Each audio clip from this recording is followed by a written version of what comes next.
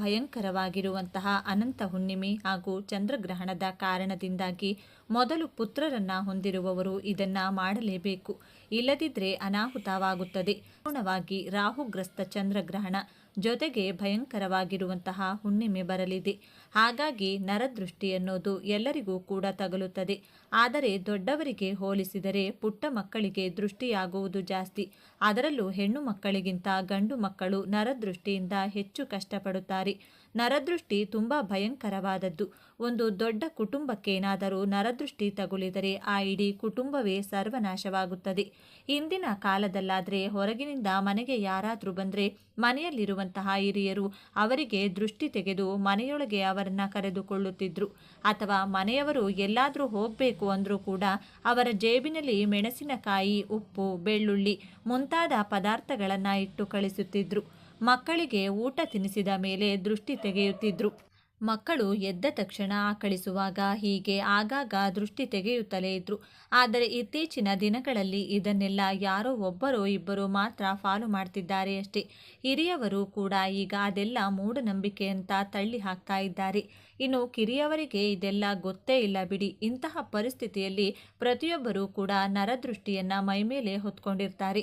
ಯಾರ ಕಣ್ಣಾದರೂ ಒಂದು ವೇಳೆ ಕುಟುಂಬದ ಮೇಲೆ ಬಿತ್ತು ಅಂದರೆ ಆ ಇಡೀ ಕುಟುಂಬವೆಲ್ಲ ಆರ್ಥಿಕ ಸಮಸ್ಯೆ, ಅನಾರೋಗ್ಯ ಸಮಸ್ಯೆ, ಆಸ್ತಿ ವಿವಾದಗಳು, ಗಂಡ ಹೆಂಡತಿ ಮಧ್ಯೆ ಕಲಹಗಳು, ಹೀಗೆ ಎಷ್ಟೋ ಸಮಸ್ಯೆಗಳನ್ನು ಅನುಭವಿಸಬೇಕಾಗುತ್ತದೆ. ಅದರಲ್ಲೂ ಮುಖ್ಯವಾಗಿ ಗಂಡು ಮಕ್ಕಳಿಗೆ ನರದೃಷ್ಟಿ ಹೆಚ್ಚಾಗಿರುತ್ತದೆ.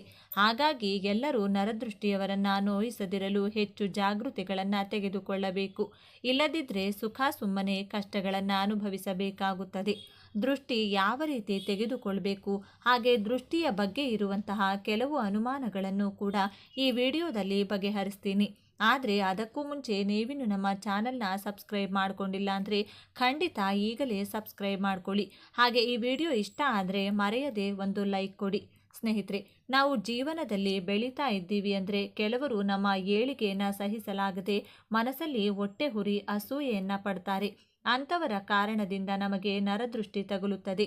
ನರದೃಷ್ಟಿಯಾಗಿದೆ ಎಂದು ಕಂಡುಹಿಡಿಯುವ ಸುಲಭ ಉಪಾಯ ಏನೆಂದರೆ, ನಿಮ್ಮ ಮನೆಯಲ್ಲಿ ಯಾರಿಗಾದರೂ ನರದೃಷ್ಟಿಯಾಗಿದೆ ಅಂದರೆ ಅವರಿಗೆ ಆಗಾಗ ತಲೆನೋವು ಬರುತ್ತಿರುತ್ತದೆ. ಎಷ್ಟು ಮಾತ್ರೆ ತಿಂದರೂ ಕೂಡ ತಲೆನೋವು ಕಡಿಮೆಯಾಗಲ್ಲ. ಹಾಗೆ ಮೈಯಲ್ಲಿ ಏನೋ ಒಂದು ಥರ ಇರೋದು, ವಾಂತಿ ಭೇದಿಯಾಗೋದು, ಯಾವಾಗಲೂ ಸುಸ್ತಾಗಿರೋದು, ಶಕ್ತಿ ಕಳೆದುಕೊಂಡಂತೆ ಫೀಲ್ ಆಗ್ತಾರೆ. ಸಾಮಾನ್ಯವಾಗಿ ಹುಷಾರಿಲ್ಲ ಅಂದಾಗ ಈ ಎಲ್ಲ ಸಮಸ್ಯೆಗಳು ಕೂಡ ಬರುತ್ತದೆ. ನಾವು ಮದ್ದು ತೆಗೆದುಕೊಂಡ್ರೆ ಒಂದೆರಡು ದಿನಗಳಲ್ಲಿ ಸರಿ ಹೋಗುತ್ತದೆ. ಆದರೆ ನರದೃಷ್ಟಿ ತಗುಲಿದವರಿಗೆ ಪ್ರತಿದಿನ ಇದೇ ರೀತಿ ಇರುತ್ತೆ. ಎಷ್ಟು ಮದ್ದು ಮಾತ್ರೆ ತೆಗೆದುಕೊಂಡ್ರೂ ಕೂಡ ಪ್ರಾಬ್ಲಮ್ ಮಾತ್ರ ಹೋಗಲ್ಲ. ಅಂತಹ ಸಮಯದಲ್ಲಿ ಅವರಿಗೆ ನರದೃಷ್ಟಿಯಾಗಿದೆ ಎಂದು ನೀವು ತಿಳಿದುಕೊಳ್ಬೇಕು. ಮುಖ್ಯವಾಗಿ ಪುಟ್ಟ ಮಕ್ಕಳಿಗೆ, ಅದರಲ್ಲೂ ಗಂಡು ಮಕ್ಕಳಿಗೆ ಹೆಚ್ಚಾಗಿ ನರದೃಷ್ಟಿ ತಗುಲುತ್ತದೆ.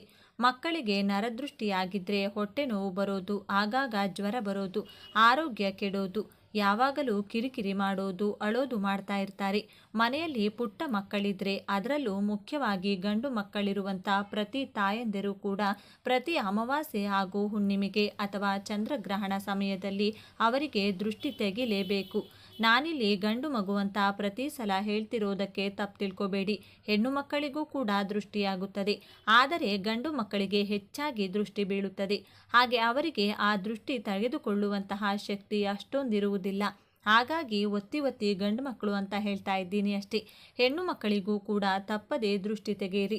ಇನ್ನು ದೃಷ್ಟಿ ತೆಗೆಯೋಕೆ ಸುಲಭ ವಿಧಾನ ಏನೆಂದರೆ, ನಮ್ಮ ಎಡಗೈಯಲ್ಲಿ ಸ್ವಲ್ಪ ಕಲ್ಲುಪ್ಪು, ಒಣಮೆಣಸಿನಕಾಯಿ ತಗೊಂಡು ನಿಮ್ಮ ಮಗುವನ್ನು ಮುಂದೆ ನಿಲ್ಲಿಸಿಕೊಂಡು ಹಾದಿ ಕಣ್ಣು, ಬೀದಿ ಕಣ್ಣು, ನಾಯಿ ಕಣ್ಣು, ನರಿ ಕಣ್ಣು, ಅಕ್ಕಪಕ್ಕದವರ ಕಣ್ಣು, ಮನೆಯವರ ಕಣ್ಣು, ಯಾರ ಕಣ್ಣು ನನ್ನ ಮಗುವಿನ ಮೇಲೆ ಬೀಳಬಾರದು ಎಂದು ಹೇಳಿ 3 ಸಲ ನಿಮ್ಮ ಮಗುವಿನ ಸುತ್ತಲೂ ಕೈಯನ್ನು ಸುತ್ತಿ ದೃಷ್ಟಿ ತೆಗೆಯಿರಿ. ದೃಷ್ಟಿ ತೆಗೆದ ಉಪ್ಪನ್ನು ಯಾರೂ ತುಳಿಯದೇ ಇರುವಂತಹ ಜಾಗದಲ್ಲಿ ಎಸೆಯಿರಿ. ಇನ್ನು ಮನೆ ಚೆನ್ನಾಗಿದೆ ಅಂದರೆ, ಕ್ಲೀನ್ ಆಗಿದೆ ಅಂದರೆ, ದೊಡ್ಡದಾಗಿದೆ ಅಂದರೆ, ಸ್ವಂತ ಮನೆ ಇದೆ ಅಂದರೆ ದೃಷ್ಟಿ ಬೀಳೋದು ಕಾಮನ್. ಅಕ್ಕಪಕ್ಕದ ಮನೆಯವರ ಕಣ್ಣು ಅಥವಾ ಬಂಧುಗಳು, ಸ್ನೇಹಿತರ ಕಣ್ಣು ನಿಮ್ಮ ಮನೆ ಮೇಲೆ ಬಿದ್ದರೆ ನಿಮ್ಮ ಕುಟುಂಬದಲ್ಲಿ ಸಮಸ್ಯೆಗಳು ಶುರುವಾಗುತ್ತದೆ. ನೀವು ಅದುವರೆಗೂ ಸಂಪಾದಿಸಿದಂಥ ಹಣವೆಲ್ಲವೂ ಖಾಲಿಯಾಗುತ್ತದೆ. ಕುಟುಂಬದಲ್ಲಿ ಅನಾರೋಗ್ಯ ಸಮಸ್ಯೆಗಳು ತಲೆ ಎತ್ತುತ್ತದೆ. ನರದೃಷ್ಟಿಯನ್ನು ಪೂರ್ತಿಯಾಗಿ ನಿವಾರಿಸಲು ಸಾಧ್ಯವಾಗುವುದಿಲ್ಲ. ಆದರೆ ಕೆಲವು ಪರಿಹಾರಗಳನ್ನು ಮಾಡಿಕೊಳ್ಳೋದ್ರಿಂದ ಅದನ್ನು ಕಡಿಮೆ ಮಾಡಿಕೊಳ್ಳಬಹುದು. ನಮ್ಮ ಕುಟುಂಬದಲ್ಲಿ ಸಂತೋಷ ಚಿಗುರಬೇಕು ಅಂದರೆ ನಮ್ಮ ಮನೆಯಲ್ಲಿರುವಂಥ ನರದೃಷ್ಟಿ ಮೊದಲು ಹೋಗಬೇಕು. ನಮ್ಮ ಮನೆಯಲ್ಲಿರುವಂತಹ ದರಿದ್ರ ಯಾವಾಗ ಹೊರಟು ಹೋಗ್ತದೋ ಆಗಲೇ ನಮ್ಮ ಮನೆಗೆ ಹಣ ಬರೋಕೆ ಶುರುವಾಗುತ್ತದೆ. ಹಾಗಾಗಿ ಪ್ರತಿಯೊಬ್ಬರೂ ಅವರವರ ಮನೆ ಮುಂದೆ ತಪ್ಪದೆ ಒಂದು ಕುಂಬಳಕಾಯಿ ಕಟ್ಟಿಕೊಳ್ಬೇಕು.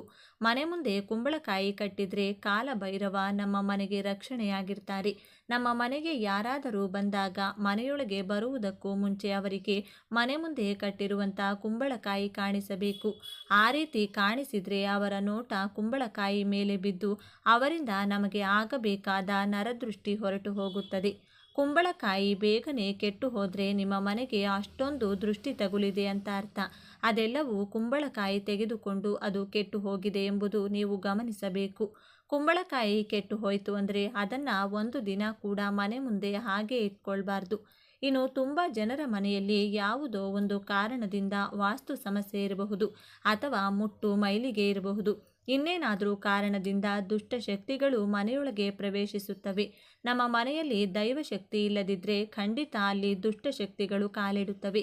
ಯಾರಿಗಾದರೂ ಸಡನ್ನಾಗಿ ಮಧ್ಯರಾತ್ರಿ ಸುಮಾರು 12ರಿಂದ 3 ಗಂಟೆ ಒಳಗೆ ಎಚ್ಚರವಾಗೋದು, ನಿಮ್ಮ ಮನೆಯವರಲ್ಲದೆ ಯಾರೋ ಬೇರೆಯವರು ಮನೆಯಲ್ಲಿರುವಂತೆ ಅನಿಸೋದು, ಎದೆಯಲ್ಲಿ ಏನೋ ಒಂದು ರೀತಿ ಭಯ ಕಾಡೋದು, ಅದೇ ಸಮಯದಲ್ಲಿ ಇದ್ದಕ್ಕಿದ್ದಂತೆ ಕೆಲವು ಶಬ್ದಗಳು ಕೇಳಿಸೋದು, ನೀವು 2-3 ಸಲ ಲೈಟ್ ಸ್ವಿಚ್ ಆನ್ ಆಫ್ ಮಾಡಿದ ಮೇಲೂ ಲೈಟ್ ಆನ್ ಆಗೋದು, ಸಡನ್ನಾಗಿ ಕರೆಂಟ್ ಹೋಗೋದು, ಸಡನ್ನಾಗಿ ಜೋರಾಗಿ ಗಾಳಿ ಬೀಸೋದು, ಡೋರ್ಗಳು, ವಿಂಡೋಗಳು, ಕಬೋರ್ಡ್ಗಳು ತೆಗೆದುಕೊಳ್ಳೋದು ಅಥವಾ ತಾನಾಗಿ ಮುಚ್ಚಿಕೊಳ್ಳೋದು, ಕಿಚನ್ನಲ್ಲಿ ಪಾತ್ರೆಗಳು ಬೀಳೋದು, ಇದ್ದಕ್ಕಿದ್ದಂತೆ ಕೆಟ್ಟ ವಾಸನೆ ಬರೋದು, ಮಕ್ಕಳು ಬೆಚ್ಚಿ ಬಿದ್ದು ಏಳೋದು, ಸಡನ್ನಾಗಿ ಯಾರೋ ಹೊಡೆದಂತೆ ಮಕ್ಕಳು ಅಳೋದು, ಯಾರಾದರೂ ಒಂಟಿ ಪರ್ಟಿಕ್ಯುಲರ್ ಜಾಗ ತೋರಿಸಿ ಅಲ್ಲೇ ದೆವ್ವ ಇದೆ ಅಂತ ಹೇಳೋದು, ಈ ಥರ ಏನಾದರೂ ನಿಮ್ಮ ಮನೆಯಲ್ಲಾದರೆ ಖಂಡಿತ ನಿಮ್ಮ ಮನೆಯಲ್ಲಿ ದುಷ್ಟಶಕ್ತಿ ಇದೆ ಅಂತ ಅರ್ಥ. ನೀವು ಮಾಡಿಕೊಳ್ಬೇಕು. ಇದಕ್ಕೆ ಪರಿಹಾರವಾಗಿ ನೀವು ಮನೆಯಲ್ಲಿ ಎಲ್ಲೂ ಕೂಡ ಜೇಡರ ಬಲೆ ಇರದಂತೆ ನೋಡಿಕೊಳ್ಬೇಕು. ಇಲ್ಲದಿದ್ದರೆ ಮನೆಯಲ್ಲಿ ದಟ್ಟ ದರಿದ್ರ ಶುರುವಾಗುತ್ತದೆ. ಹೊಸ ಮನೆಗೆ ಹೋಗುವಾಗ ನಾವು ಹಾಲು ಕಿಸಿ ಹೋಗ್ತೀವಿ, ಅಂದರೆ ಮನೆಯಲ್ಲಿ ಹಾಲು ಉಕ್ಕೋದು ಶುಭ. ಆದರೆ ಯಾವಾಗಲೂ ಹಾಲು ಉಕ್ಕಿ ಕೆಳಗೆ ಚೆಲ್ಲೋದು, ಹಾಲಿನ ಪಾತ್ರೆ ಸೀದು ಹೋಗೋದು ಅಥವಾ ಕೈಯಲ್ಲಿ ಹಿಡಿದುಕೊಂಡಿರುವಂಥ ಹಾಲು ಅಕಸ್ಮಾತ್ತಾಗಿ ಜಾರಿ ಕೆಳಗೆ ಬಿದ್ದು ಚೆಲ್ಲೋಗೋದು, ಹಾಲು ಆಗಾಗ ಹೊಡೆದು ಹೋಗೋದು, ಈ ರೀತಿಯಾದರೂ ಕೂಡ ದುಷ್ಟಶಕ್ತಿ ಮನೆಯಲ್ಲಿದೆ ಅಂತ ಅರ್ಥ. ಮುಖ್ಯವಾಗಿ ನಿಮ್ಮ ಮನೆ ಕಡೆ ನೋಡಿಕೊಂಡು ಮಧ್ಯರಾತ್ರಿ ನಾಯಿ ಅಳೋದು ಅಥವಾ ನಿಮ್ಮ ಮನೆಯಲ್ಲೇ ಇರುವಂತಹ ನಾಯಿ ಮಧ್ಯರಾತ್ರಿನೂ ಮಠ ಮಧ್ಯಾಹ್ನನೂ ಅಳ್ತಾ ಇದ್ದರೆ ನಿಮ್ಮ ಮನೆಯೊಳಗೆ ದುಷ್ಟಶಕ್ತಿಗಳು ಪ್ರವೇಶಿಸುವಂಥ ಅವಕಾಶ ಹೆಚ್ಚಾಗಿದೆ ಅಂತ ಅರ್ಥ. ಅಥವಾ ದುಷ್ಟಶಕ್ತಿಗಳು ನಿಮ್ಮ ಮನೆಯೊಳಗೆ ಪ್ರವೇಶಿಸಲು ಅವಕಾಶಕ್ಕಾಗಿ ಎದುರು ನೋಡ್ತಾ ಇದೆ ಅಂತ ಅರ್ಥ. ಹಾಗಾಗಿ ನಾಯಿ ಅಳು ಕೇಳಿಸಿಕೊಂಡ್ರೆ ಆ ಕೂಡಲೇ ನೀವು ಓಂ ನಮಃ ಶಿವಾಯ, ಓಂ ಕಾಲಭೈರವಾಯ ಅನ್ನೋ ಮಂತ್ರವನ್ನು ಸಾಧ್ಯವಾದಷ್ಟು ಸಲ ಜಪ ಮಾಡಬೇಕು. ಯಾರಿಗಾದರೂ ನರದೃಷ್ಟಿ ಆಗಿದೆ ಅಂದರೆ ಕೂಡಲೇ ಆ ವ್ಯಕ್ತಿಗೆ ದೃಷ್ಟಿ ತೆಗಿಬೇಕು. ದೃಷ್ಟಿ ತೆಗೆಯೋಕೆ ನಿಂಬೆಹಣ್ಣಾಗಲಿ, ತೆಂಗಿನಕಾಯಾಗಲಿ, ಕುಂಬಳಕಾಯಿಯಾಗಲಿ, ಪೊರಕೆಯಾಗಲಿ ಅಥವಾ ಕಲ್ಲುಪ್ಪು ಮತ್ತು ಒಣಮೆಣಸಿನಕಾಯಾಗಲಿ ಬಳಸಬೇಕು. ದೃಷ್ಟಿ ಅನ್ನೋದು ಕೇವಲ ನಮ್ಮ ಮೇಲೆ ಮಾತ್ರವಲ್ಲದೆ ನಾವು ಮಾಡುವ ವ್ಯಾಪಾರದ ಮೇಲೆ, ನಮ್ಮ ಹೊಲದ ಮೇಲೆ, ನಮ್ಮ ಮನೆ ಮೇಲೂ ಕೂಡ ಬೀಳುತ್ತದೆ. ಹಾಗಾಗಿ ದೃಷ್ಟಿ ಇದೆಯೋ ಇಲ್ವೋ ಪಕ್ಕಕ್ಕೆ ಇಟ್ಟರೆ ಪ್ರತಿಯೊಬ್ಬರೂ ಕೂಡ ಮನೆ ಬಾಗಿಲಿಗೆ ದೃಷ್ಟಿ ಗಣಪತಿ ಅಥವಾ ವಾಸ್ತು ಹನುಮಂತ ಅಥವಾ ಯಾವುದಾದರೂ ದೃಷ್ಟಿ ಯಂತ್ರವನ್ನು ತಪ್ಪದೇ ಕಟ್ಟಿಕೊಳ್ಳಿ. ನಿಮ್ಮ ಕೈಗೋ ಕಾಲಿಗೋ ಕಪ್ಪು ದಾರವನ್ನು ಕಟ್ಕೊಳ್ಳಿ. ಮಕ್ಕಳಿಗೆ ಸೊಂಟಕ್ಕೂ ಕೂಡ ಒಂದು ಕಪ್ಪು ದಾರವನ್ನು ಕಟ್ಟಿರಿ. ಇನ್ನು ತುಂಬ ಜನರ ಜಾತಕದಲ್ಲಿ ಯಾವಾಗಲೂ ದುರದೃಷ್ಟ ಹಿಂಬಾಲಿಸುತ್ತದೆ ಅಂಥವರು ಪ್ರತಿದಿನ ಎದ್ದ ತಕ್ಷಣ ಕಲ್ಲುಪ್ಪನ್ನು ನೋಡಬೇಕು. ಪ್ರತಿದಿನ ಎದ್ದ ತಕ್ಷಣ ಕಲ್ಲುಪ್ಪು ನೋಡಿದರೆ ಜಾತಕದಲ್ಲಿರುವಂಥ ದುರದೃಷ್ಟ ಹೋಗಿ ಅದೃಷ್ಟ ಬರುತ್ತದೆ. ಒಂದು ವೇಳೆ ಅನಗತ್ಯ ಖರ್ಚುಗಳು ಬರ್ತಾ ಇದ್ರೆ ಚಿಕ್ಕ ಪೇಪರ್ನಲ್ಲಿ ಸ್ವಲ್ಪ ಕಲ್ಲುಪ್ಪು ಹಾಕಿ ಸುತ್ತಿ ನಿಮ್ಮ ಪರ್ಸೊಳಗೆ ಇಟ್ಕೊಳ್ಳಿ. ಆಗ ಖರ್ಚುಗಳು ಕಡಿಮೆಯಾಗಿ ಆರ್ಥಿಕವಾಗಿ ಲಾಭ ಇರುತ್ತೆ. ಆರ್ಥಿಕ ಸಮಸ್ಯೆಗಳು ಹೊರಟು ಹೋಗುತ್ತೆ. ನಿಮಗೆ ನರದೃಷ್ಟಿ ಆಗಬಾರ್ದು ಅಂದರೆ ವಾರದಲ್ಲಿ 1 ಸಲನಾದರೂ ನೀವು ಸ್ನಾನ ಮಾಡೋ ನೀರಲ್ಲಿ ಸ್ವಲ್ಪ ಕಲ್ಲುಪ್ಪು ಹಾಕಿಕೊಂಡು ಸ್ನಾನ ಮಾಡಬೇಕು. ನಾವು ಒಂದೊಂದು ಸಲ ದಾರಿಲಿ ಹೋಗುವಾಗ ದೃಷ್ಟಿ ತೆಗೆದು ಬಿಸಾಡಿರುವಂಥ ಕಲ್ಲುಪ್ಪು, ಮೆಣಸಿನಕಾಯಿ, ನಿಂಬೆಹಣ್ಣು, ಬೂದುಗುಂಬಳಕಾಯಿ ಅಥವಾ ತೆಂಗಿನಕಾಯಿ ನೋಡ್ತಾ ಇರ್ತೀವಿ. ಅದನ್ನು ತುಳಿದರೆ ಸಮಸ್ಯೆಗಳು ಬರುತ್ತೆ ಅಂತ ಪಂಡಿತರು ಹೇಳ್ತಾರೆ. ನಾವು ದೊಡ್ಡವರಾಗಿರೋದ್ರಿಂದ ಸ್ವಲ್ಪ ಹುಷಾರಾಗಿರ್ತೀವಿ. ಆದರೆ ಪುಟ್ಟ ಮಕ್ಕಳು ಬೇಕಂತಾನೆ ತುಳಿಬೇಡ ಅಂದರೆ ಅದನ್ನು ತುಳಿಯೋದು, ಮುಟ್ಬೇಡ ಅಂದರೆ ಅದನ್ನೇ ಮುಟ್ಟೋದು ಮಾಡ್ತಾರೆ. ಹಾಗಾಗಿ ಆ ವಿಷಯದಲ್ಲಿ ಸ್ವಲ್ಪ ಜಾಗ್ರತೆ ವಹಿಸಬೇಕು. ಒಂದು ವೇಳೆ ಮಗು ಅದನ್ನು ಮುಟ್ಟಿದ್ರೆ ಮಗುವನ್ನು ಮನೆಗೆ ಕರೆತಂದ ತಕ್ಷಣ ಅವರಿಗೆ ಸ್ವಲ್ಪ ಉಪ್ಪಾಕಿರುವಂಥ ನೀರಿಂದ ಸ್ನಾನ ಮಾಡಿಸಬೇಕು. ಅದರ ನಂತರ ಸ್ವಲ್ಪ ಕಲ್ಲುಪ್ಪು, ಒಣಮೆಣಸಿನಕಾಯಿಯಿಂದ ಮಗುವಿಗೆ ದೃಷ್ಟಿ ತೆಗೆದು ಅದನ್ನು ಹೊರಗಡೆ ಬಿಸಾಡಬೇಕು. ನಾವು ನಮ್ಮ ಮಗುವಿಗಾಗಲಿ ಅಥವಾ ಮನೆ, ವ್ಯಾಪಾರ ಎಲ್ಲಾದರೂ ದೃಷ್ಟಿ ತೆಗೆದ್ರೆ ಅದನ್ನು ಬೇರೆಯವರು ತುಳಿಯುವಂತಹ ಕಡೆ ಹಾಕಬೇಕು ಅಂತೇನಿಲ್ಲ. ದೃಷ್ಟಿ ತೆಗೆದ್ರೆ ದೃಷ್ಟಿ ಹೊರಟು ಹೋಗುತ್ತೆ. ಆದರೆ ಕೆಟ್ಟ ಮನಸ್ಥಿತಿ ಇರುವಂಥ ಜನರು ಅವರ ದೃಷ್ಟಿ ಬೇರೆಯವರಿಗೆ ಹೋಗಲಿ ಅನ್ನೋ ಕೆಟ್ಟ ಭಾವನೆಯಿಂದ ಜನ ತುಳಿಯುವಂಥ ಕಡೆ ಅದನ್ನು ಎಸಿತಾರೆ. ಆ ಪದಾರ್ಥಗಳಲ್ಲಿ ದುಷ್ಟಶಕ್ತಿಗಳು ಸೇರಿಕೊಳ್ಳೋದ್ರಿಂದ ನಾವು ಅದನ್ನು ತುಳಿದ್ರೆ ನಮಗೆ ಸಮಸ್ಯೆಗಳು ಶುರುವಾಗುತ್ತದೆ. ಹಾಗಾಗಿ ನಮಗೆ ಸರಿ ಹೋಗಬೇಕು ಅಥವಾ ಒಳ್ಳೆಯದಾಗಬೇಕು ಅಂದುಕೊಳ್ಳೋದು ತಪ್ಪಲ್ಲ. ಆದರೆ ಬೇರೆಯವರಿಗೆ ಕೆಟ್ಟದಾಗಬೇಕು, ಅವರು ಹಾಳಾಗಬೇಕು ಅಂದ್ಕೊಳ್ಳೋದು ತುಂಬ ತಪ್ಪು. ಹಾಗಾಗಿ ನೀವು ದೃಷ್ಟಿ ತೆಗೆದ್ರೆ ಜನರು ತುಳಿಯದಿರುವಂತಹ ಕಡೆ ಬಿಸಾಡಿ ಅಥವಾ ನೀರಿನಲ್ಲಿ ಹಾಕ್ಬಿಡಿ. ಇದರಿಂದ ನಿಮ್ಮ ಸಮಸ್ಯೆನೂ ಹೋಗುತ್ತೆ, ಬೇರೆಯವರಿಗೆ ನಿಮ್ಮ ಸಮಸ್ಯೆ ಬರಲ್ಲ. ಹೆಂಗಸರನ್ನ ಮಹಾಲಕ್ಷ್ಮಿ ಜೊತೆ ಹೋಲಿಕೆ ಮಾಡ್ತಾರೆ. ನಿಮ್ಮ ಮನೆಯಲ್ಲಿ ಹೆಂಗಸರು ಅಳ್ತಾ ಇದ್ರೆ ಮಹಾಲಕ್ಷ್ಮಿ ಹೊರಟು ಹೋಗ್ತಾಳೆ. ದರಿದ್ರ ದೇವತೆ ಮನೆಯೊಳಗೆ ಹೆಜ್ಜೆ ಇಡ್ತಾಳೆ. ಹಾಗಾಗಿ ನಿಮ್ಮ ಮನೆಯ ಮಹಾಲಕ್ಷ್ಮಿಯನ್ನ ಯಾವಾಗಲೂ ಸಂತೋಷವಾಗಿ ನೋಡ್ಕೊಳ್ಳಿ. ಪುಟ್ಟ ಮಕ್ಕಳು ಮಲಗಿರುವಾಗ ಅದು ಎಷ್ಟು ಮುದ್ದಾಗಿದೆ, ಎಷ್ಟು ಚೆನ್ನಾಗಿ ಮಲಗಿದೆ ಅಂತ ತಾಯಿ ಅಥವಾ ಮನೆಯವರು ಮಗುವನ್ನೇ ನೋಡ್ತಾ ಅದಕ್ಕೆ ದೃಷ್ಟಿ ತಾಕಬಾರದು ಅಂತ ಮಲಗಿರೋ ಮಗುಗೆ ದೃಷ್ಟಿ ತೆಗಿತಾರೆ. ಆದರೆ ಯಾವಾಗಲೂ ಕೂಡ ಮಗು ಮಲಗಿರುವಾಗ ದೃಷ್ಟಿ ತೆಗಿಬಾರ್ದು. ಪುಟ್ಟ ಮಕ್ಕಳಿಗೆ ಕರ್ಪೂರದಿಂದ ದೃಷ್ಟಿ ತೆಗೆದ್ರೆ ತುಂಬ ಒಳ್ಳೆಯದು. ಹಾಗಾಗಿ ತಟ್ಟೆಯಲ್ಲಿ ಸ್ವಲ್ಪ ಅರಿಶಿನ, ಕುಂಕುಮ ಬೆರೆಸಿರುವಂಥ ನೀರಿನ ಮೇಲೆ ಒಂದು ವೀಳ್ಯದೆಲೆ ಇಟ್ಟು ಅದರ ಮೇಲೆ ಕರ್ಪೂರ ಹಚ್ಚಿ ಮಗುವಿಗೆ ದೃಷ್ಟಿ ಆಗಾಗ ತೆಗಿತಾ ಇರಿ. ಕೆಲವರಿಗೆ ಸುಮ್ಮನೆ ಕಾಲಲ್ಲಾಡಿಸೋದು ಅಭ್ಯಾಸ. ಆ ರೀತಿ ಯಾವಾಗಲೂ ಕಾಲಲ್ಲಾಡಿಸ್ತಾ ಇದ್ರೆ ಆ ಮನೆಯಲ್ಲಿ ದರಿದ್ರ ದೇವತೆ ಕಾಲಿಡುತ್ತಾಳೆ. ಹಾಗಾಗಿ ಆ ಅಭ್ಯಾಸ ಇದ್ರೆ ಬಿಟ್ಟು ಬಿಡಿ. ಮನೆಯಲ್ಲಿ ಸುಖ ಸಂತೋಷ ಇರಬೇಕು ಅಂದರೆ ಒಂದು ಗಾಜು ಬಟ್ಟಲಿನಲ್ಲಿ ಕಲ್ಲುಪ್ಪು ಹಾಕಿ ನಿಮ್ಮ ಮನೆಯ ಈಶಾನ್ಯ ದಿಕ್ಕಿನಲ್ಲಿ ಇಟ್ಟು ಬಿಡಿ. ಒಂದು ವೇಳೆ ಮನೆಯಲ್ಲಿ ಜಾಸ್ತಿ ನೆಗೆಟಿವ್ ಎನರ್ಜಿ ಇದೆ ಅಂತ ನಿಮಗೆ ಅನಿಸಿದರೆ ಪ್ರತಿ ಕೋಣೆಯಲ್ಲಿ ಬಾತ್ರೂಮ್ ಕೂಡ ಸೇರಿ ಎಲ್ಲ ಕಡೆನೂ ಒಂದೊಂದು ಚಿಕ್ಕ ಗಾಜು ಬಟ್ಟಲಲ್ಲಿ ಸ್ವಲ್ಪ ಸ್ವಲ್ಪ ಕಲ್ಲುಪ್ಪು ಹಾಕಿ ಇಟ್ಟು ಬಿಡಿ. ಇದನ್ನು ಪ್ರತಿ ತಿಂಗಳು ಬರುವಂಥ ಅಮಾವಾಸ್ಯೆ ಅಥವಾ ಹುಣ್ಣಿಮೆ ಎಂದು ತೆಗೆದು ನೀರಲ್ಲಿ ಅಥವಾ ಯಾರೂ ತುಳಿಯದೇ ಇರುವಂತಹ ಕಡೆ ಎಸೆದು ಹೊಸದಾಗಿ ಮತ್ತೆ ಕಲ್ಲುಪ್ಪು ತುಂಬಿಟ್ಕೊಳ್ಳಿ. ಇದರಿಂದ ನಿಮ್ಮ ಮನೆಯಲ್ಲಿ ದೃಷ್ಟಿದೋಷ ಇರಲ್ಲ, ನೆಗೆಟಿವ್ ಎನರ್ಜಿ ಕೂಡ ಹೊರಟು ಹೋಗುತ್ತದೆ. ಆಗಾಗ ಮನೆಯಲ್ಲಿ ಧೂಪ ಹಾಕ್ತಾ ಇರಿ. ಧೂಪದಲ್ಲಿ ಬೇವಿನ ಎಲೆಗಳನ್ನು ಬಳಸಿ ಮನೆ ಬಾಗಿಲಿಗೆ ಬೇವಿನ ಎಲೆಗಳನ್ನು ಕಟ್ಕೊಳ್ಳಿ. ಇದೆಲ್ಲ ಕೂಡ ನಕಾರಾತ್ಮಕ ಶಕ್ತಿಯನ್ನು ಮನೆಯಿಂದ ಓಡಿಸೋಕೆ ಸಹಾಯ ಮಾಡುತ್ತದೆ. ಈ ವಿಡಿಯೋ ನಿಮಗೆ ಇಷ್ಟ ಆದರೆ ಲೈಕ್ ಮಾಡಿ, ಶೇರ್ ಮಾಡಿ. ಇಂತಹ ಹೆಚ್ಚಿನ ಉತ್ತಮ ಮಾಹಿತಿಗಳಿಗಾಗಿ ತಪ್ಪದೆ ನಮ್ಮ ಚಾನಲ್ನ ಸಬ್ಸ್ಕ್ರೈಬ್ ಮಾಡ್ಕೊಳ್ಳಿ. ಅದರಂದು ಶ್ರಾವಣ ಹುಣ್ಣಿಮೆ ಬಂದಿದೆ. ಈ ಹುಣ್ಣಿಮೆಯನ್ನು ನೂಲ ಹುಣ್ಣಿಮೆ ಅಥವಾ ರಕ್ಷಾ ಹುಣ್ಣಿಮೆ ಅಥವಾ ಶ್ರಾವಣ ಹುಣ್ಣಿಮೆ ಎಂದು ಕರೆಯುತ್ತಾರೆ. ಈ ವರ್ಷ ಶ್ರಾವಣ ಹುಣ್ಣಿಮೆಯನ್ನು ಆಗಸ್ಟ್ 9ರಂದು ಆಚರಿಸಲಾಗುವುದು. ಹಿಂದೂ ಧರ್ಮದಲ್ಲಿ ಶ್ರಾವಣ ಮಾಸದ ಹುಣ್ಣಿಮೆಯ ದಿನವನ್ನು ಬಹಳ ಮುಖ್ಯವೆಂದು ಪರಿಗಣಿಸಲಾಗಿದೆ. ಈ ದಿನ ಪುಣ್ಯ ನದಿ ಅಥವಾ ಸರೋವರದಲ್ಲಿ ಸ್ನಾನ ಮಾಡಿ ಪೂರ್ವಜರಿಗೆ ದಾನ, ನೈವೇದ್ಯ ಸಲ್ಲಿಸುವ ಆಚರಣೆ ಇದೆ. ಇದನ್ನು ಮಾಡುವುದರಿಂದ ನಿಮ್ಮ ಪೂರ್ವಜರು ಸಂತುಷ್ಟರಾಗುತ್ತಾರೆ ಮತ್ತು ವ್ಯಕ್ತಿಯು ಪಿತೃದೋಷದಿಂದ ಮುಕ್ತರಾಗುತ್ತಾರೆಂದು ನಂಬಲಾಗಿದೆ. ಇನ್ನು ಈ ದಿನ ಈ ಮರದ ಬೇರನ್ನು ಮನೆಯ ಬಾಗಿಲಿಗೆ ಕಟ್ಟಿದರೆ ಸರ್ವ ದೇವತೆಗಳ ರಕ್ಷಣೆ ಮನೆಗೆ ಸಿಗುತ್ತದೆ. ಈ ಬೇರಿನ ಕೆಳಗೆ ಕುಟುಂಬದವರು ದಿನವೂ ಓಡಾಡಿದರೆ ಕಷ್ಟಗಳೆಲ್ಲ ಮಂಜಿನಂತೆ ಕರಗಿ ಹೋಗುತ್ತದೆ. ಜೀವನದಲ್ಲಿನ ಎಲ್ಲ ವಿಧವಾದ ಸಮಸ್ಯೆಗಳು ದೂರವಾಗಲು, ಹಣದ ಏಳಿಗೆ, ನೆಮ್ಮದಿಯನ್ನು ಪಡೆಯಲು ಬಾಗಿಲಿಗೆ ಯಾವ ಬೇರನ್ನು ಕಟ್ಟಬೇಕು, ಯಾವ ವಸ್ತುವನ್ನು ಮಣ್ಣಿನಲ್ಲಿ ಹೂತಿಟ್ರೆ ಶುಕ್ರನ ಬಲ ಹೆಚ್ಚಾಗಿ ಧನಾಕರ್ಷಣೆಯಾಗುತ್ತದೆ ಎಂದು ಇವತ್ತಿನ ಈ ವಿಡಿಯೋದಲ್ಲಿ ಸಂಪೂರ್ಣವಾಗಿ ತಿಳಿಸಿಕೊಡ್ತೀವಿ. ಬನ್ನಿ. ಅದಕ್ಕೂ ಮುಂಚೆ ನೀವಿನ್ನು ಚಾನಲ್ಗೆ ಸಬ್ಸ್ಕ್ರೈಬ್ ಆಗಿಲ್ಲ ಅಂದರೆ ಈಗಲೇ ಸಬ್ಸ್ಕ್ರೈಬ್ ಆಗಿ, ಹಾಗೆ ವಿಡಿಯೋಗೆ ಲೈಕ್ ಮಾಡಿ, ವಿಡಿಯೋ ಸ್ಕಿಪ್ ಮಾಡದೆ ಕೊನೆ ತನಕ ನೋಡಿ. ಎಲ್ಲರೂ ಭಕ್ತಿಯಿಂದ ಓಂ ಶ್ರೀ ಮಹಾಲಕ್ಷ್ಮಿ ನಮಃ ಅಂತ ಕಮೆಂಟ್ ಮಾಡಿ. ಮೊದಲಿಗೆ ಜನಾಕರ್ಷಣೆ, ಧನಾಕರ್ಷಣೆ ಆಗಲು, ನೀವು ಅಂದುಕೊಂಡಂಥ ಕೆಲಸಗಳು ಆಗಲು, ಎಲ್ಲದರಲ್ಲೂ ಯಶಸ್ಸನ್ನು ಗಳಿಸಲು, ಹಣದ ಸಮಸ್ಯೆಯಿಂದ ಹೊರಬಂದು ನಿತ್ಯ ಸುಖ ಜೀವನವನ್ನು ನೋಡಲು, ನಿಮಗೆ ಸಮಯ ಸಿಕ್ಕಾಗಲೆಲ್ಲ ಪ್ರಯಾಣಿಸುವಾಗ ಆಗಿರಬಹುದು, ಊಟ ಮಾಡುವಾಗ ಆಗಿರಬಹುದು, ಸ್ನಾನವಾದ ಬಳಿಕ ದೇವಾಲಯಗಳಿಗೆ ಹೋದಾಗ ಆಗಿರಬಹುದು. ರೀಂ ಶ್ರೀಂ ರೀಂ ಎಂಬ ಶಕ್ತಿಶಾಲಿ 3 ಅಕ್ಷರದ ಮಂತ್ರವನ್ನು ಹೇಳಿಕೊಳ್ಬೇಕು. ಇದರಿಂದ ಯಶಸ್ಸಿನ ಆಕರ್ಷಣೆಯಾಗುತ್ತದೆ. ಮಾಡುವ ಕೆಲಸದಲ್ಲಿ ಯಶಸ್ಸು, ಮನೋಸ್ಥೈರ್ಯ ಕೂಡ ವೃದ್ಧಿಯಾಗುತ್ತೆ. ಇದರ ಜೊತೆಗೆ ಈ ಮಂತ್ರ ಪಠಿಸಿ: ಓಂ ನಮಃ ಶಿವಾಯ, ಓಂ ನಮೋ ಭಗವತೆ ವಾಸುದೇವಾಯ, ಓಂ ಶಂ ಶನೇಶ್ವರಾಯ ನಮಃ, ಓಂ ನಮೋ ಭಗವತೆ ವಾಸುದೇವಾಯ, ಪಿತೃದೇವಾನಾಂ ತರ್ಪಣಂ ಕರಿಷ್ಯೆ. ಓಂ ಭೂರ್ಭುವಸ್ವಃ ತತ್ಸವಿತುರ್ವರೆಣ್ಯಂ ಭರ್ಗೋ ದೇವಸ್ಯ ಧೀಮಹಿ ಧಿಯೋ ಯೋ ನಃ ಪ್ರಚೋದಯಾತ್. ಈ ಹುಣ್ಣಿಮೆ ಪೂಜೆ ವಿಧಾನ: ಈ ದಿನದಂದು ಬ್ರಹ್ಮ ಮುಹೂರ್ತದಲ್ಲಿ ಎದ್ದು ಸ್ನಾನವಾದರೆ ಪವಿತ್ರ ನದಿ ಅಥವಾ ಕೊಳದಲ್ಲಿ ಸ್ನಾನ ಮಾಡಿ. ನಿಮ್ಮ ಪೂರ್ವಜರ ಶಾಂತಿಗಾಗಿ ಮತ್ತು ಪುಣ್ಯವನ್ನು ಪಡೆಯಲು ಉಪವಾಸವನ್ನು ಆಚರಿಸುವ ಪ್ರತಿಜ್ಞೆ ಮಾಡಿ. ನದಿ ದಂಡೆಯಲ್ಲಿ ಅಥವಾ ಮನೆಯಲ್ಲಿ ತಾಮ್ರದ ಪಾತ್ರೆಯಲ್ಲಿ ನೀರು, ಕಪ್ಪು ಎಳ್ಳು, ಕುಶ, ಹುಲ್ಲು, ಹೂವುಗಳು ಮತ್ತು ಅಕ್ಕಿಯನ್ನು ಬೆರೆಸಿ ಪೂರ್ವಜರಿಗೆ ಅರ್ಪಿಸಿ. ತರ್ಪಣವನ್ನು ಅರ್ಪಿಸುವಾಗ ಓಂ ಪಿತೃಭ್ಯಃ ಸ್ವಧಾ ನಮಃ ಈ ಮಂತ್ರವನ್ನು ಪಠಿಸಿ. ದಕ್ಷಿಣ ದಿಕ್ಕಿನತ್ತ ಮಣ್ಣಿನ ತುಪ್ಪದ ದೀಪವನ್ನು ಹಚ್ಚಿಡಿ. ಪೂರ್ವಜರ ಹೆಸರಿನಲ್ಲಿ ಆಹಾರ, ಬಟ್ಟೆ, ಹಣ್ಣುಗಳು ಇತ್ಯಾದಿಗಳನ್ನು ಅರ್ಪಿಸಿ.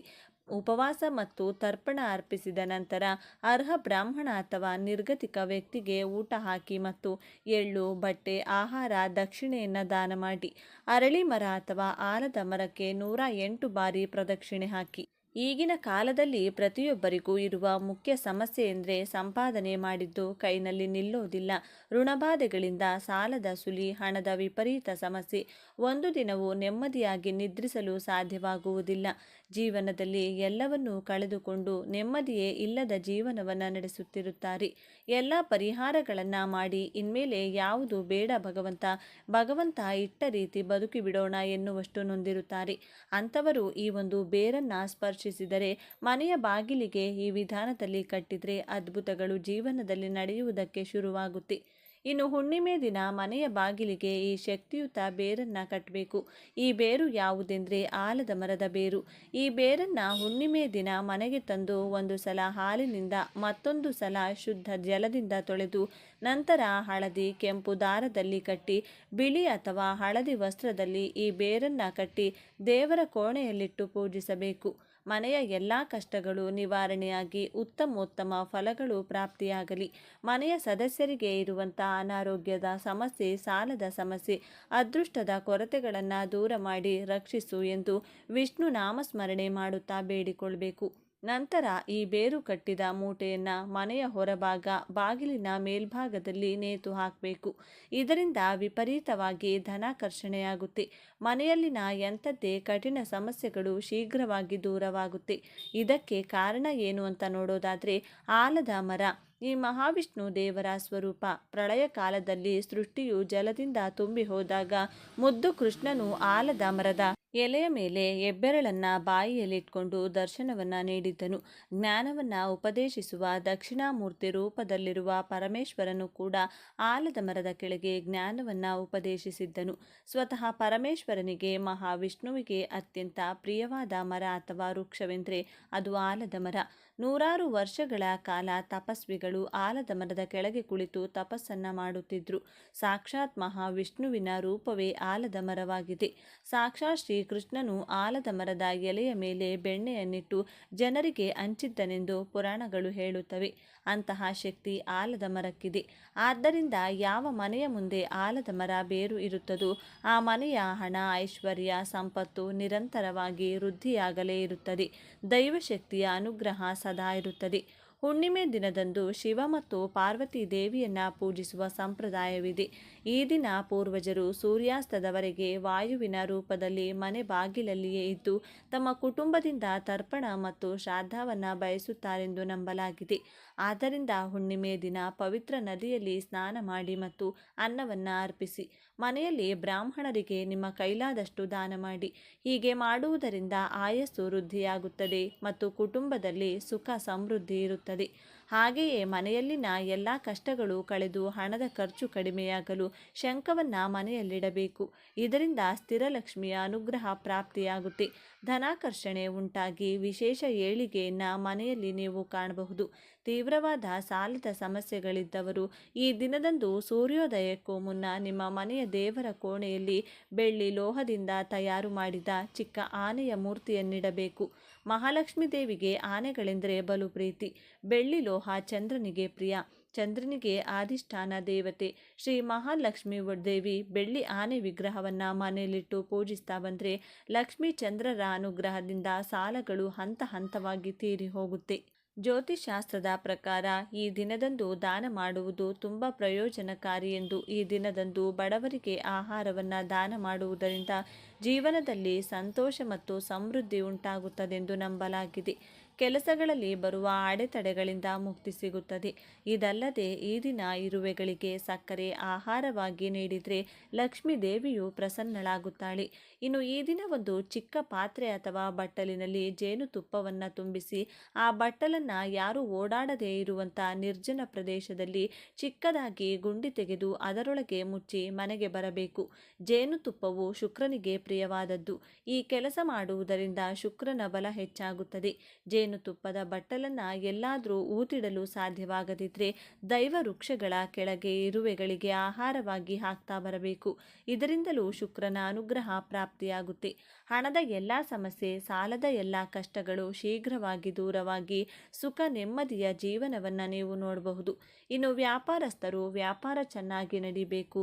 ನರದೃಷ್ಟಿ, ಅಕ್ಕಪಕ್ಕದ ಅಂಗಡಿಯವರ ದೃಷ್ಟಿ ದೂರವಾಗಿ ಚೆನ್ನಾಗಿ ವ್ಯಾಪಾರ ಆಗಲು ಮನೆಯವರ ಕೈನಲ್ಲಿ ದೃಷ್ಟಿಯನ್ನು ತೆಗೆಸಿಕೊಳ್ಬೇಕು. ಹೇಗೆಂದರೆ 7 ಲಡ್ಡುಗಳನ್ನು ಕೈನಲ್ಲಿ ಹಿಡಿದು ನಿಮ್ಮ ತಲೆಯ ಸುತ್ತ 3 ಬಾರಿ, ಎಡಭಾಗದಿಂದ 3 ಬಾರಿ, ಬಲಭಾಗದಿಂದ ಸುತ್ತಿ ನಂತರ ಆ 7 ಲಡ್ಡುಗಳನ್ನು ಗೋಮಾತೆಗೆ ಅಥವಾ ಮೂಕಜೀವಿಗಳಿಗೆ, ಶ್ವಾನಗಳಿಗೆ ಆಹಾರವಾಗಿ ನೀಡಬೇಕು. ಇದರಿಂದ ಹಣದ ಎಲ್ಲ ಸಮಸ್ಯೆಗಳ ಜೊತೆಗೆ ವ್ಯಾಪಾರದಲ್ಲಿನ ಅಡೆತಡೆಗಳು, ಅಕ್ಕಪಕ್ಕದವರ ದೃಷ್ಟಿ ದೋಷಗಳು ಶೀಘ್ರವಾಗಿ ದೂರವಾಗಿ ವ್ಯಾಪಾರ ಚೆನ್ನಾಗಿ ನಡೆಯುತ್ತದೆ. ನೋಡಿದ್ರಲ್ಲ, ಮನೆಯ ಮುಖ್ಯದ್ವಾರಕ್ಕೆ ಯಾವ ಬೇರನ್ನು ಕಟ್ಟಬೇಕು, ವ್ಯಾಪಾರಸ್ಥರು ವ್ಯಾಪಾರದ ಏಳಿಗೆಗೆ ಯಾವ ತಂತ್ರವನ್ನು ಮಾಡಬೇಕು ಅಂತ ಇವತ್ತಿನ ಈ ವಿಡಿಯೋದಲ್ಲಿ ತಿಳಿಸಿಕೊಟ್ಟಿದ್ದೇವೆ. ಈ ಮಾಹಿತಿ ನಿಮಗೆ ಇಷ್ಟವಾದರೆ ತಪ್ಪದೆ ಜೈ ಶ್ರೀಕೃಷ್ಣ ಅಂತ ಬರೆದು ಈ ವಿಡಿಯೋನ ಪ್ರತಿಯೊಬ್ಬರಿಗೂ ಶೇರ್ ಮಾಡಿ. ಧನ್ಯವಾದಗಳು ಸ್ನೇಹಿತರೆ.